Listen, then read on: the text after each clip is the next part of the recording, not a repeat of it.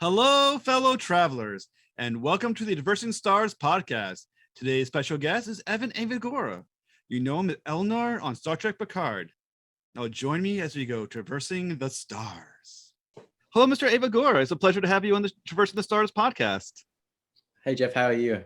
I'm doing so well. I'm a big fan of yours, Star Trek Picard. I've seen the first season so far, and it was far better than expectations. And thank you so much for being awesome. No, thank you for having me. Yeah, I mean, it's pretty easy being awesome when you got some good writers. Well, I'm sure it helps to make the lines work well as an actor. You know, they owe a lot to you as well. Oh, thank you. Yeah, I think it's a mutual love. So, what inspired you to become an actor? Wow. So, like, some of my earliest memories, I'd say growing up, were watching TVs and movie shows. But as soon as the DVD came out and I got to see everything behind the scenes for things, my love of it just kind of grew. And then in high school, well, just after high school, I entered into film school, had a bit of an education there, and then from there went off and tried a bit of different things in order to get into acting. And then I eventually ended up in LA shooting Star Trek Picard. Oh wow! So, is there any either DVD or particular actor that really kind of lit that spark? You're like, I want to be like that guy. Well, I actually think, and I think it is because it just came out as well, the most recent version of it, Tobey Maguire in Spider-Man, the first one.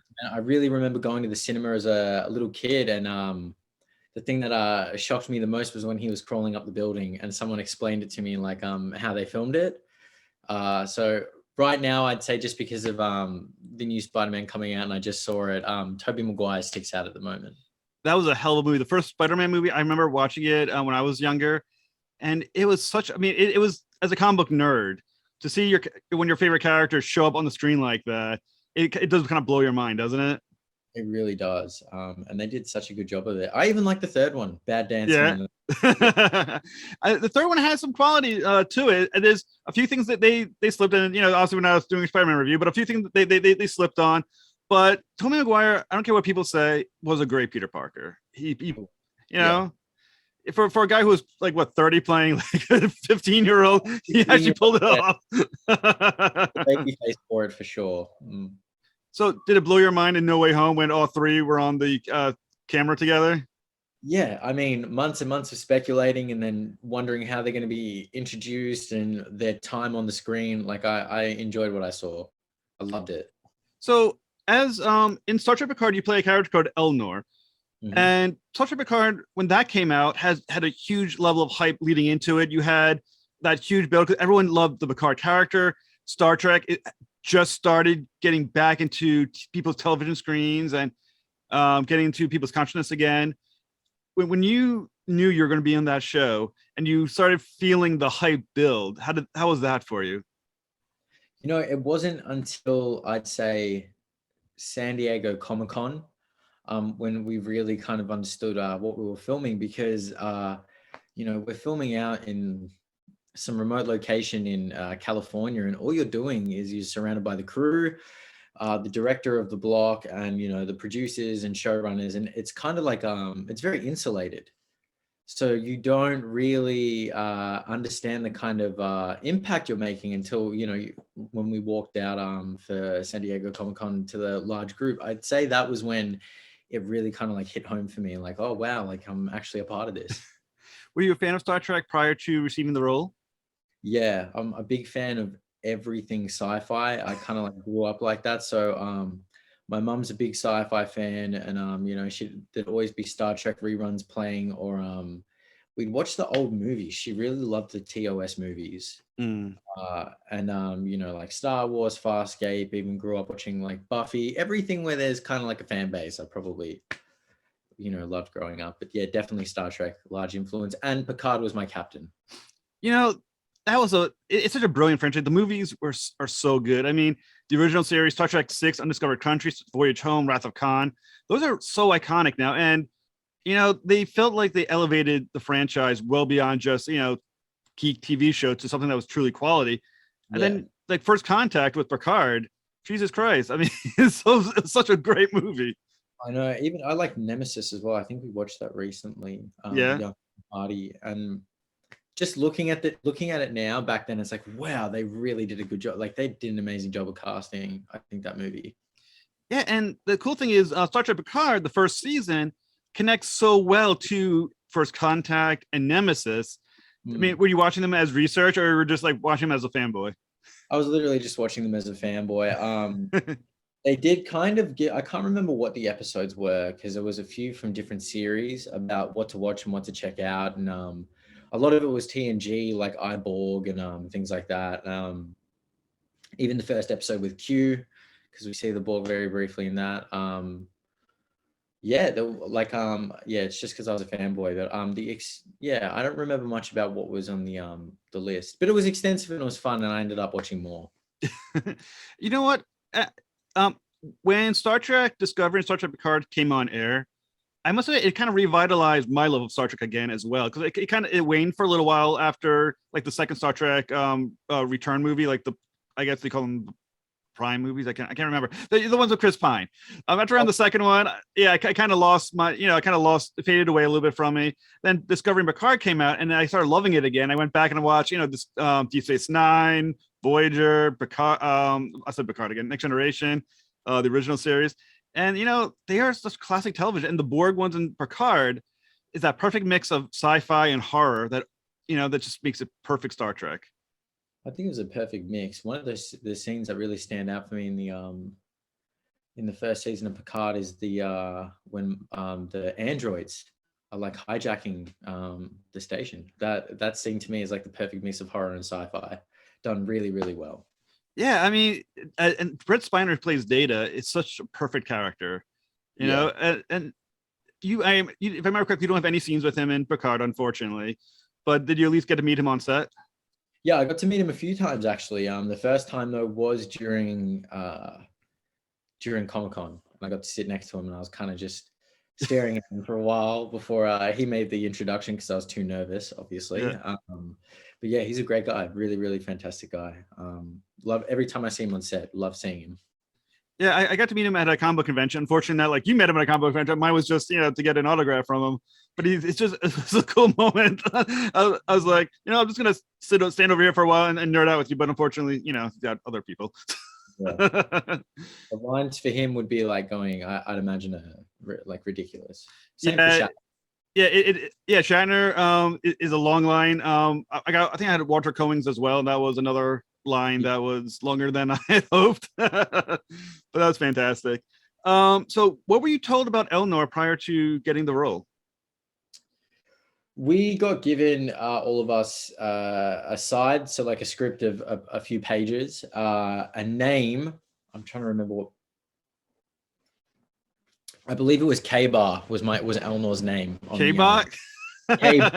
K apostrophe bar, as in like a.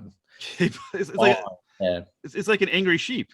K-Bar. Yeah, that's exactly what I thought when I read it. So I think Picard's name was changed to like McCluskey or something like that.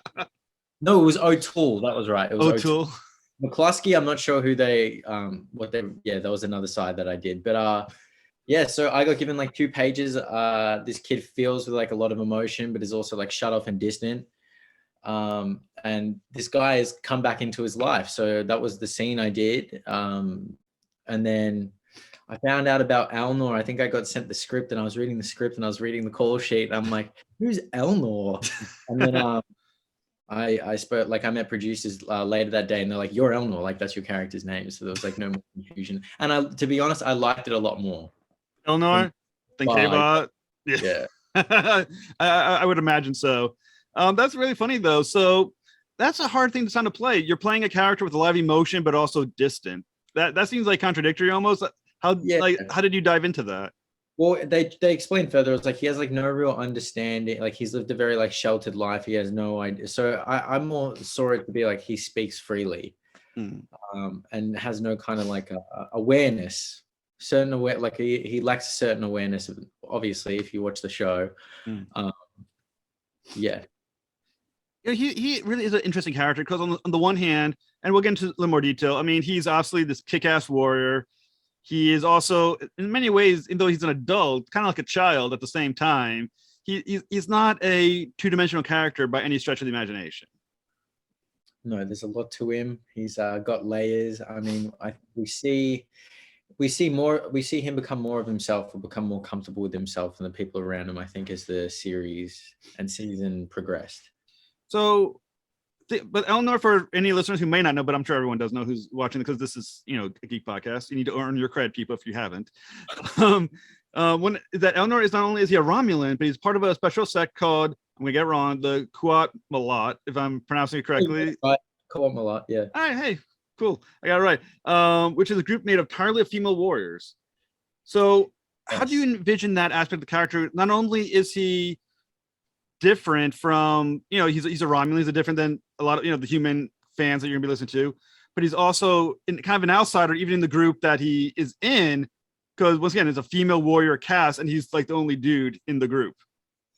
Yeah, he is. I didn't find that too hard of a stretch to kind of understand. I grew up in a house full of sisters, and I was the youngest, so wasn't too much of a stretch of the imagination to relate to that. So, but the interesting thing is that, once again, he's a character who's never truly accepted as one of the Kuat. I'm going to get the name wrong so many times, but because, once again, he's following the teachings of the group, but he's never going to be counted as truly a member of that group. I think that's another reason why he went off with Picard, because he knew he'd never be, fully accepted or a fully fledged member of something that he can't really be a part of. It served its purpose up until that point. But I don't see any place where he could have grown as a person, or, there was nothing keeping him there anymore. And I think this opportunity with Picard, there was so much more to offer, to see, to do, to become. And so that's one of the reasons that I think led him to, coming back and rescuing him. And I think the cool thing too is that the backstory is given between Elnor and Picard in the Picard series, okay? And obviously they've known each other, they have a history of each other. You obviously do not have a history with Patrick Stewart in real life, because, like I said, you kind of just met him. How did you fake that connection of all this inner turmoil, these dynamics that start off when he was a kid, and that abandonment, everything else? Because obviously Elnor is a young boy, but once again, you kind of just met this guy in real life. That's true, but I mean, as an actor, you try and find those kind of links into your story and the thoughts that would happen, which requires a lot of empathy and just kind of studying and thought and a whole process. It's not like we just went on stage and kind of did our thing. We did a read through as well, and Patrick is such a kind person. To the point where you do feel safe with him, because he's just, so sweet. He makes you feel comfortable, you're the person you're acting across makes you feel comfortable, makes you feel like you're in a safe space, and that you're doing things that benefit and that help with the story and that make sense, the choices that we make. Did you and Patrick Stewart spend time together to try to develop that kind of rapport at all, offset? Well, I mean, we all sit around, this is all pre-COVID, I will say. But we all sit around and we'd all chat during in between takes and everything. Although we all weren't fully together as a group, the group that was shooting on the day was always together and talking. We were never would sneak off to our trailers and not talk to anyone. I think it's I'm not sure how it is on every other set, but we developed a close friendship. And I mean, for everything I hear, Patrick Stewart is a very cool guy. He seems very cool when you see him on TV. With he's good relation with Sir Ian McKellen, who's also very cool, apparently. But he is Captain Picard, who's been Captain Picard for a long time, and the name of the show is Picard. Is it intimidating working across from the Picard? Yeah, I mean, first day I was freaking out. I was what am I doing here? People talk about a feeling of imposter syndrome or whatever you want to call it. I don't think it was that. I think I was just starstruck to be opposite this guy. And you still do, that still does happen occasionally. Like I've not gotten in trouble, but I've lost my attention, forgetting I'm completely at work, and I just, as if I'm like just watching what's going on, and then it's like, oh, I have to speak. All right, yeah. So it's the best thing ever, being able to see it in action in front of you live.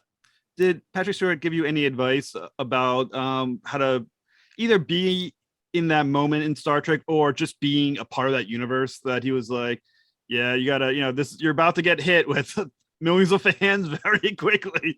He does mention the fans and everything like that, but not like the stuff that he'd tell were like old stories from the TNG days, or I don't know, just he's full of like just stories, and in terms of like advice or anything, or what I've like learned from him, it's just literally from being there and like watching how he tackles the scenes and his process. So I mean, like I learn off everyone. I mean, even him like a lot.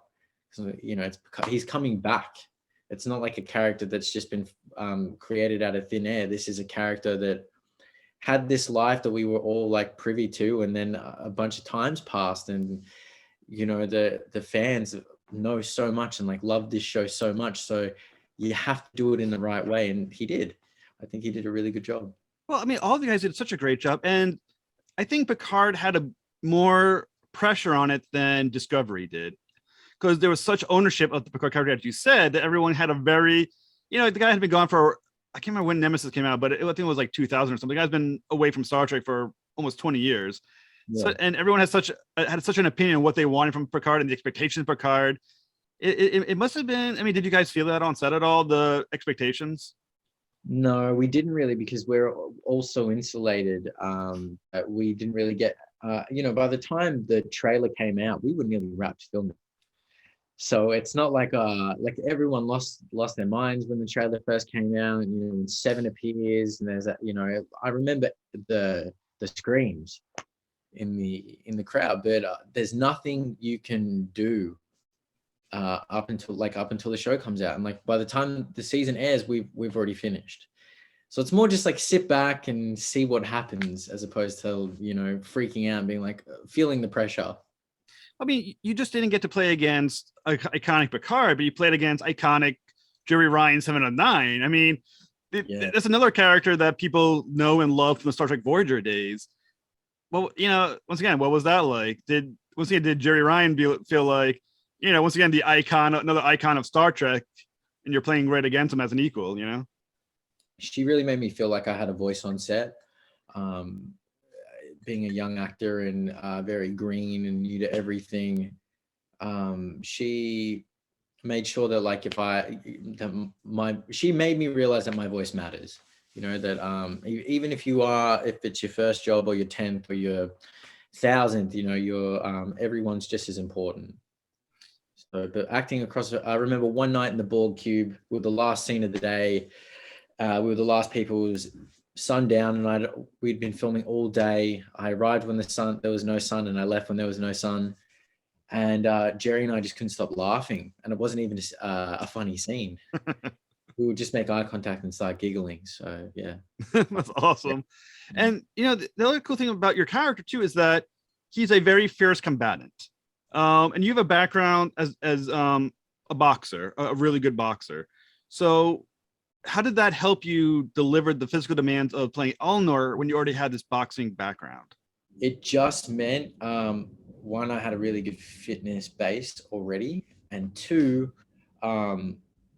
they could do more with me, so I could do more with stunts. So that was kind of like the benefit. And like, I'm not saying that doing all of that helped. It just, there was a base there and an understanding of like coordination and sequences that they could like work with. I feel like any martial artist or like dancer, it'd be the same thing. Anything that's like sequential in a process. But yeah, it really helped. I mean, we did sword training like for 3 hours a day, like the first 3 weeks of filming. Oh, that's cool. Yeah, preparing for a fight I think it was like, there were a few fights. And then the Borg sequence took the longest. But that was so much fun filming. I still had a stunt person Nay, he did everything, like all the cool flips that I did. I sadly didn't do that, but everything to do with the physical, like combativeness, that was me. That's pretty cool. So how was it? Hard was it to learn to train to sword fight? I still struggle with it now. No, we learned like basic stances, positioning, and once I looked like I kind of knew what I was doing with that, that's when we moved into the sequences. So after I think it was like the first fight, it was just I already knew my poses, so it was just a matter of getting the poses in order. So, I mean, I assume it wasn't a real sword, a sharp sword you're actually using on set. I mean, was it a blunted sword? I have it. Yeah, you have the sword. Oh, that's Yeah. badass. Did you steal it? No. They gifted. I asked for it because they Oh. had like, I think like 6 or 7 of them in preparation. Yeah. This one was one that got cracked slightly from the Borg cube scene, so I know exactly where it like I know that I've actually used this one instead of it being like one of the spares. So I've got an actual sword. It's like rubber, and then I think they just add slightly cooler effects over it on video to make it look more realistic. If it's convenient, do you have it? You can just grab it, or 1 second, is that all right? awesome? Yes, certainly, most certainly. That's awesome. Oh, all right, so here is the sheath and everything, and then take it off, and it's meant to be like a wooden staff, and then you open it up, and there it is. So where's the crack? Can you show us? It's chipped right here. Oh, that's awesome. That's so cool. So no, I know exactly when I used it in the show, and I'm yeah, I play with it sometimes. Yeah, I would totally do that too. Oh yeah. That's one of the most badass Star Trek props I would imagine. You got like an actual like Star Trek like sword, they get to play with. And so when no one's looking, are you just like in the background, just like playing around with your sword fighting shadows? At work, I'm always just fiddling with it. I think someone brought in one of those fake butterfly knives, a prop knife. And I just like fiddling with it. Was like a fidget spinner, so the sword's the same thing. They would take it away from me because I'd play around with it too much. That's gonna be funny. They took it away from you. Hide it from them moving away, but they always find it. So the blade itself, so it's a rubber blade, you said? It's like a plastic blade that's like bendable with a bit of rubber in it. Yeah. So you can't really hurt anybody with that, I imagine. Like no one accidentally got hurt like from your blade. No, thank goodness. Yeah, I don't think I could live with myself if that happened. We were all very careful, and even though everything looks like it's close up and very like everything's like very exaggerated and slower, and that's why we spend so long doing sequences and drilling it into perfection so people don't get hit. Yeah. So now when you go into public, people will be like, do the sword thing, just start taking it everywhere with me. Yeah, you should, and it looks lethal. Yeah, maybe I shouldn't then, huh? So as Elnor, so you're not only a trained combatant, but you're also by the as trained as growing up, he was trained in the ways of absolute candor. So but he's also very naive about the world. So he's kind of, on one hand, this lethal killer, but the other hand, this very naive guy. Is that a safe combination for an individual to have? I think it depends on how you look at it. I mean, even his please my friend choose to live, like that's a pretty direct kind of saying. It's just pretty much means the only outcome here is that you're dying. So I think that comes from his kind of like naivety and sheltered education.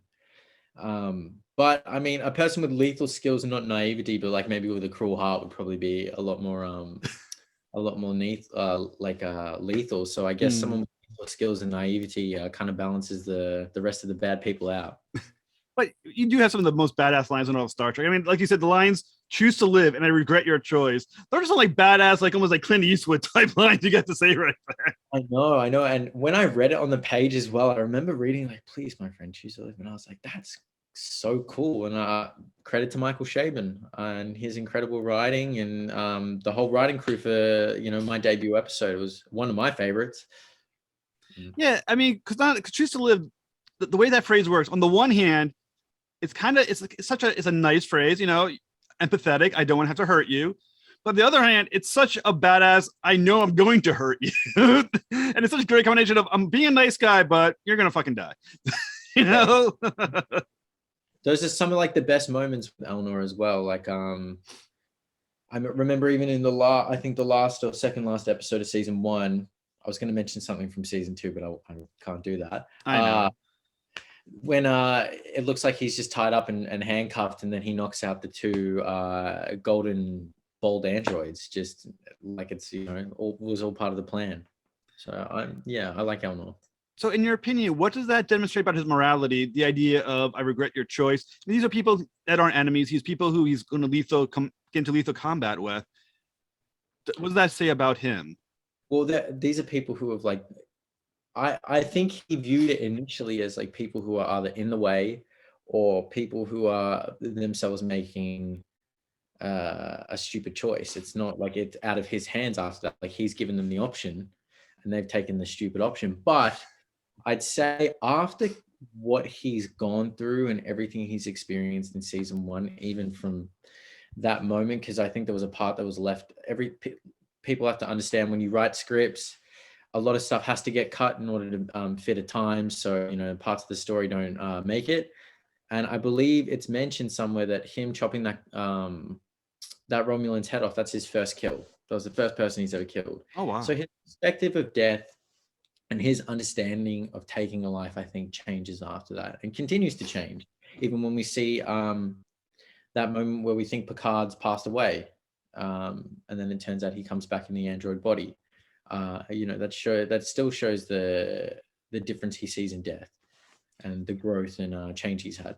So that moment where we find out that it's his first kill, is that your best moment was cut? Is there any other moments that you thought to yourself, you wish you could have, they could have squeezed it in somewhere? I think it was just mentioned like in passing, like very briefly, like that moment. And it's not really like scenes or anything that gets cut. It just means it's like the length of the scenes sometimes. But it's never anything that's too impactful to like the story. It just happens with every show, even movie. Yeah. Yeah. I mean, so season 2, obviously, which we're going to get into a little bit, and feel free to spoil all of it. No, just kidding. So in season 2, we all know Elnor is going to show up in Picard season 2, which debuts beginning of March, I believe. March, like 2nd or 3rd, something like that. So is there anything you can hint about how your character is further explored in this second season? Some time has passed. I'm not going to say how much time has passed for everyone since season 1. And Elnor we see some development, possibly him wearing something that's not his co-op Malat uniform. But like a little bit of time has progressed. And we see him in a different place, in a different environment. I don't want to spoil anymore. I'm trying to say stuff without saying stuff. That's pretty much all I think I can give. But there's some cool stuff. I mean, we've seen some cool shots from the trailer. So. Well, I'm gonna ask you a couple of questions about season 2, and you're welcome to just wave me off and be like, "Sorry, dude." Okay, so let's see if you can answer this one. When the story season 2 starts, has the group stayed together or at least stayed in contact? What do you mean? The characters on the show, did they maintain as almost like a crew on that ship, or did they go their separate ways, but they still kept in touch with each other, like Picard and Elnor and them all? Are they still in communication? I mean, like, yeah, they're still in communication. Yeah. Okay, fair enough. Good job answering the question. So we also know the season 2, this part has been spoiled in the commercial, in the advertisement, so you can probably mention this. Season 2 features Q, which is someone everyone loves. Everyone loves Q from TNG, and he was in Deep Space Nine and Voyager, and he shows up everywhere. In Lower Decks, I think too. And what? I think he's in Lower Decks as well. Oh, really? I didn't even know. I have not seen Lower Decks, to be honest with you. And for just one of the few ones I had not. I think I watched the first episode, but for some reason I didn't watch. And And also we know as well there's time travel shenanigans at play because that's been not ruined, but shown in the commercials. So we all know that. So the question is, Q is always targeting Picard. It's always about Picard usually. Is there any direct messing around with Elnor with Q? Yeah, Q has Elnor's got a lot. I'm going to try and think about how to answer this. Fair enough. Take your time. Elnor, a lot of what happens to Elnor is because of Q. Okay, that's very interesting and cryptic. Yeah. Positively Cryptic. or negatively? Can you say that? Fair enough. So, Q, I'm gonna make sure I get the name right. John Delancey plays Q. Yep. What was he like to act across from? It's really funny. Every legacy cast you run into, there's not a bad one in the bunch. You know what I mean? So it's always great to see them and them kind of do their thing, like how Patrick's been doing his thing. And so it's just great to see. It was yeah. So how many episodes encompass season 2 of Picard? I don't know. Is there anything you can tell us or listeners about what to expect from season 2 of Picard?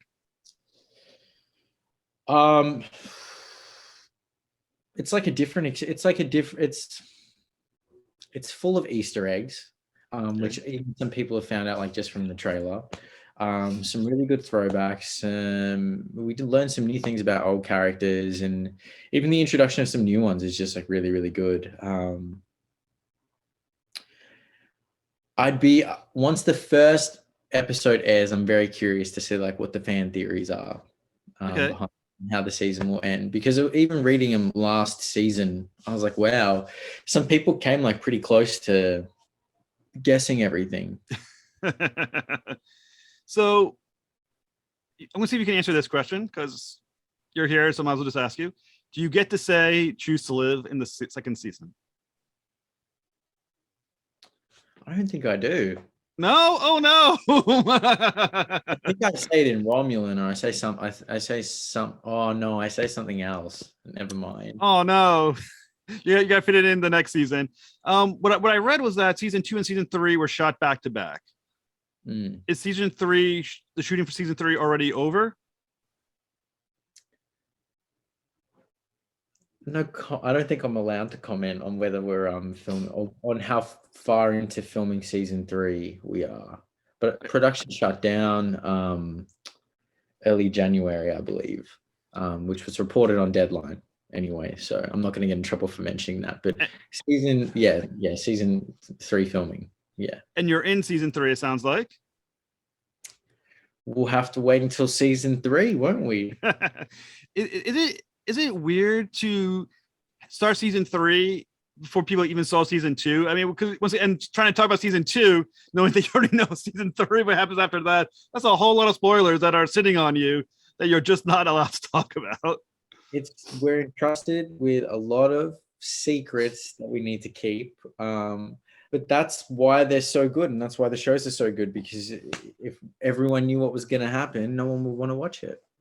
And it must be kind of, once again, it must be kind of hard, when season 2 is over and there's almost, I can't remember, I don't know how many months there were between the finished shooting and its airing, but is it hard to be sitting on these secrets and you can't tell anybody, but I assume the other people on the show know? Do you feel like when it finally airs, you can just exhale, oh, okay, now let's talk about it. I can finally talk about it. Yeah, and it's for every episode as well, you're like, oh, come on. So I want to hear what people, you want to hear the enjoyment from the fans. You want to hear them. You want to hear how excited they are, because it should be exciting for them, because it's exciting for us as well. So just a final question. Which episode of season 1 was the episode you were most dying for people to finally watch? Me, after I get left on the Borg cube. Yeah, that was the one that you were like, God, I want to talk about this right now. Yeah, and even people are like what's happened to him? It was cool to be speculated about, and then even the teaser for the next week shows Seven showed Seven showing up. So, you know, it was like, how are they going to meet up? What's going to happen on the cube? She's coming back, you know. It was a cool moment. That's why I really wanted people to see that. Is there a episode in season 2 that equaled the expectations of that episode for you? We'll find out. Well, like I said, I think so. Like we said, season 2 Picard comes out. I think we said beginning of March. Is it March 2nd, 3rd? I can't remember the exact date. March 3rd. March 3rd. All right, that's very cool. And like I said, it looks awesome. The show looks awesome, and I kind of wish we could talk about it because it looks so cool. And whenever you can talk about season 2 and season 3, I hope you come back on the show and talk about it because this was awesome. Thank you so much for coming on. That's fun. Thank you for having me. Totally my pleasure, sir. Have a fantastic night, and thank you again. Thank you. You too. Take care. You as well.